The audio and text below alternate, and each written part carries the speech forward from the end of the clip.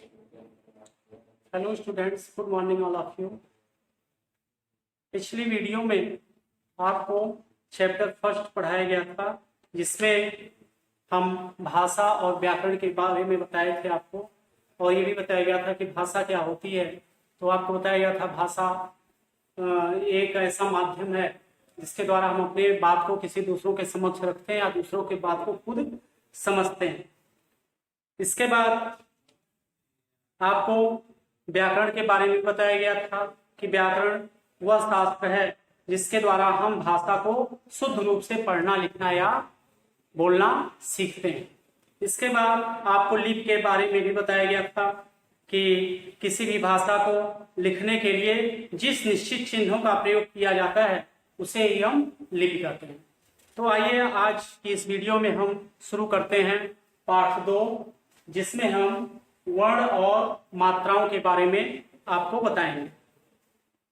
तो देखिए, जैसा कि आप देख रहे हैं वीडियो में, ये लड़का और कबूतर, ये दो वर्ड आप देखिए। लड़का में आधा ल, अ, आधा ड़ और अ, आधा क और आ मिला हुआ है, और कबूतर में आधा क, अ, आधा ब, उ, आधा त, अ, आधा र और अ। ये लड़का में हम देख रहे हैं कि लड़का में 6 ध्वनियां निकल रही हैं। कितनी निकल रही हैं? 6 ध्वनियां, अर्थात ये 6 ध्वनियों का एक समूह है। और कबूतर में देखिए, काउंट कीजिए, 8 ध्वनियां। तो ये हम कह सकते हैं ये 8 ध्वनियों का एक समूह। तो ये जो यही ध्वनियां की क्या कहलाती हैं? अक्षर कहलाती हैं। तो हम कह सकते हैं कि अक्षर या वर्ण भाषा की सबसे छोटी इकाई होती है और इसके टुकड़े नहीं किए जा सकते। तो भाषा की वह छोटी से छोटी इकाई जिसके टुकड़े न किए जा सके वही क्या कहलाता है? वर्ण कहलाता है। और वर्णमाला क्या होती है? वर्णमाला मीन्स वर्णों की एक माला। जैसा कि आप जानते हैं कि माला जो है मोतियों का एक समूह होती है, उसी तरह से ये वर्णमाला वर्णों का एक समूह होती है।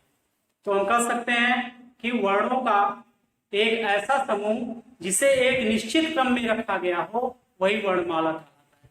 तो वर्णों का एक निश्चित क्रमबद्ध समूह ही वर्णमाला कहलाता है। इसके बाद आइए देखिए ये वर्ण के भेद।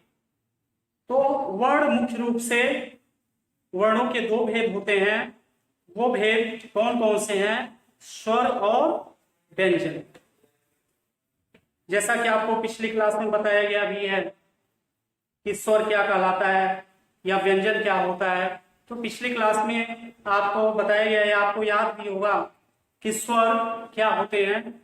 तो स्वर जो होते हैं ये वो ऐसे वर्ण होते हैं जिन्हें बोलने के लिए किसी अन्य वर्ण या अक्षर की आवश्यकता नहीं होती, अर्थात इनका उच्चारण हम स्वतंत्र रूप से करते हैं। और ये भी जानते हैं आप, हिंदी भाषा में वर्णों की संख्या स्वरों की संख्या 11 है। और ये स्वर दिए गए हैं, इनको पढ़िए। अ, आ, ई, उ, री, ए, ओ, औ। ये 11 वर्ण हैं और इनकी संख्या, इन्हें ही हम स्वर कहते हैं। तो हिंदी वर्णमाला में स्वरों की संख्या कितनी हुई? 11। इसके बाद आइए हम देखते हैं व्यंजन। ये व्यंजन क्या?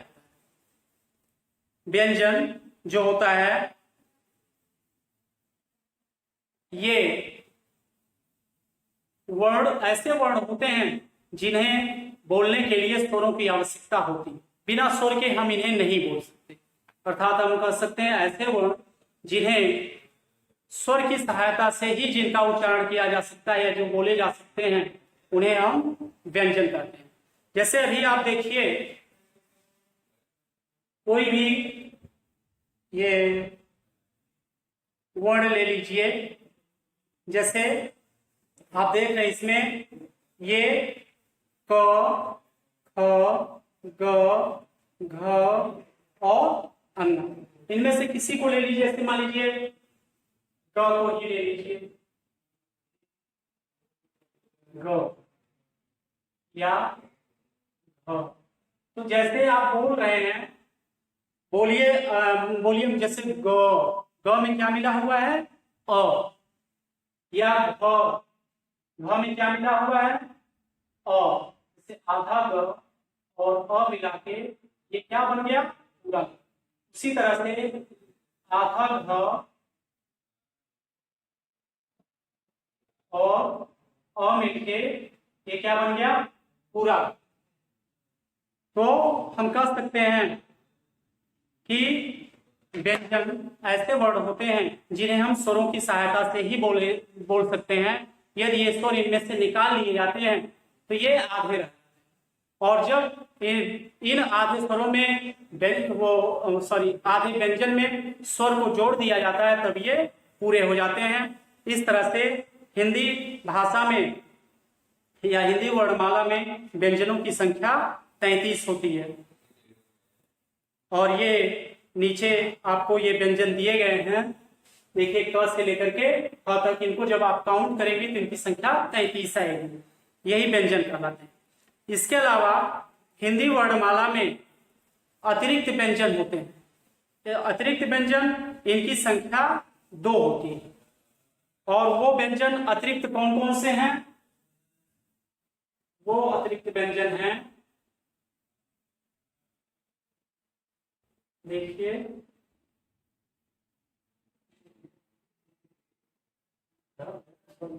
र और ध। कौन से हैं, र और ढ। तो ये अतिरिक्त व्यंजन ऐसे व्यंजन हैं जिनकी सहायता से हम कोई नया शब्द नहीं बना सकते, बल्कि ये शब्दों के बीच में या अंत में आते हैं और शब्द को उस पूरा करते हैं। जैसे मान लीजिए, जैसे इसको ले लीजिए कढ़ाई, कढ़ाई, पढ़ना, सड़ना, सड़क। आप ये देख रहे हैं र वर्ड दोनों के बीच में आया, और यहाँ पर ढ वर्ड दोनों के बीच में आया है। और ये तो वही कर रहे हैं हम कि ये जो ड़ और ढ अतिरिक्त व्यंजन हैं, ये कभी नए शब्द नहीं बनाते हैं, बल्कि ये शब्दों के बीच में या अंत में प्रयोग किए जाते हैं। जैसे आपके एग्जाम्पल में दिया गया है कपड़ा, लड़का, चंडीगढ़, अलीगढ़, पढ़ना आदि। फिर इसके बाद आता है संयुक्त व्यंजन। अब संयुक्त, जैसा कि इसके नाम से ही स्पष्ट है, संयुक्त मीन्स होता है जुड़ा, मिला। तो ये ऐसे अक्षर होते हैं जिनमें 2 वर्ण एक साथ मिले होते हैं, इन्हें हम संयुक्त व्यंजन कहते हैं। इनकी संख्या हिंदी वर्णमाला में 4 है। और ये कौन से हैं, देखिए 6 कौन से हैं, देखिए ये हैं 6।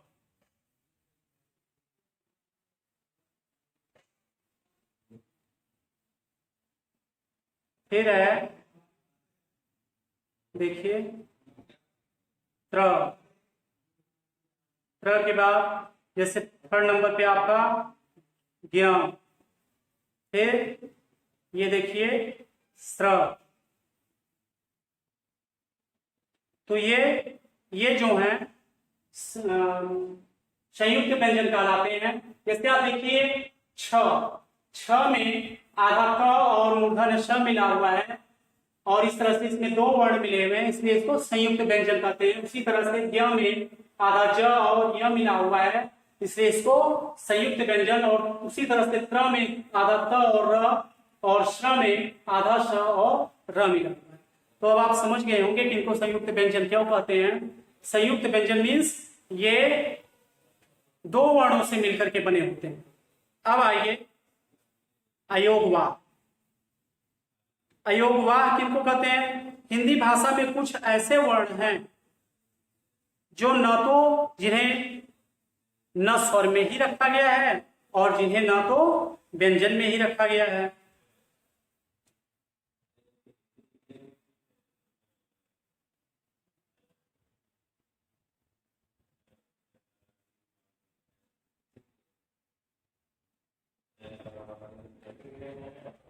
तो उन्हें अयोगवाह। तो ऐसे स्वर, ऐसे वर्ण जिन्हें जो न तो स्वर की श्रेणी में आते हैं और न तो व्यंजन की श्रेणी में आते हैं, वो क्या कहलाते हैं? अयोगवाह कहलाते हैं। और इन अयोगवाह को तीन पार्ट्स में बांटा गया है। अनुस्वार, अनुनासिक और विसर्ग। देखिए अनुस्वार में कौन आता है? अंग। अनुस्वार में कौन आता है? ये देखिए अंग। अंग को अनुस्वार कहते हैं। इसका उच्चारण हम नाक से करते हैं। अनुस्वार का उच्चारण किससे करते हैं? नाक से। देखिए यह वर्ण के ऊपर बिंदु के रूप में लगाया जाता है। जैसे देखिए कंघा। कंघा में क के ऊपर अंग की मात्रा लगाई गई है। झंडा, झ के ऊपर अंग की मात्रा है। पंडित में प के ऊपर अंग की मात्रा है। तो ये अनुस्वार कहलाते हैं। अनुस्वार का उच्चारण हम नाक से करते हैं। फिर है अनुनासिक। अनुनासिक के अंतर्गत अ आता है और इसका उच्चारण नाक और मुंह दोनों से किया जाता है। इसे चंद्रबिंदु भी कहते हैं। यह भी वर्ण के ऊपर लगता है। जैसे देखिए यहाँ पे सांच, दांत, पांच। यहाँ सांच में स के ऊपर, दांत में द के ऊपर और पांच में प के ऊपर लगाया गया है। उसी से थर्ड नंबर पे आता है विसर्ग। विसर्ग का उच्चारण आधे ह के रूप में होता है और इसको देखिए ये विसर्ग के रूप में अह का उच्चारण होता है। यह किसी शब्द के बीच में या अंत में लगाया जाता है। जैसे देखिए इसका एग्जाम्पल है दुख, अतः, नमः आदि। अब देखिए मात्रा। देखिए जो स्वर होते हैं उनका प्रयोग हम दो रूपों में करते हैं। एक तो उनके मूल रूप में और एक होता है मात्रा के रूप में। देखिए जब किसी स्वर को किसी व्यंजन के साथ लिखा जाता है तो उसका रूप बदल जाता है। तो इसी को ही हम क्या कहते हैं? मात्रा। तो मात्रा किसको कहते हैं? स्वरों का व्यंजनों के साथ जुड़ने पर उसके जो बदले हुए रूप होते हैं वही क्या कहलाते हैं? मात्रा कहलाते हैं। स्वरों को व्यंजनों के साथ जोड़ने पर उनका बदला हुआ रूप ही मात्रा कहलाता है। और ये भी जान लीजिए जो स्वर अ होता है, अ की कोई मात्रा नहीं होती है। और यह किसी भी व्यंजन में आपको पहले ही बताया गया था कि जो अ होता है ये व्यंजनों में पहले से ही मिला होता है। और इसके अलावा जो अन्य स्वर होते हैं उनकी मात्राएं ये देखिए आपको दी गई हैं। इसको आप पढ़िएगा। जैसे अ की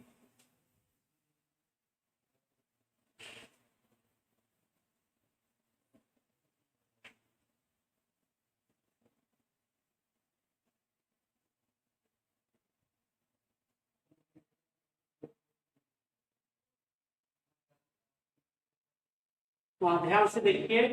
जैसे देखिए ये अ की मात्रा है। अ की कोई मात्रा नहीं होती है। आ की मात्रा ये है। ये छोटी ई की मात्रा है। ये आपकी बड़ी ई की मात्रा। ये छोटा ऊ की मात्रा, बड़े ऊ की मात्रा है। ये री की, ये ए की, ये ए की। और इसके अलावा ये देखिए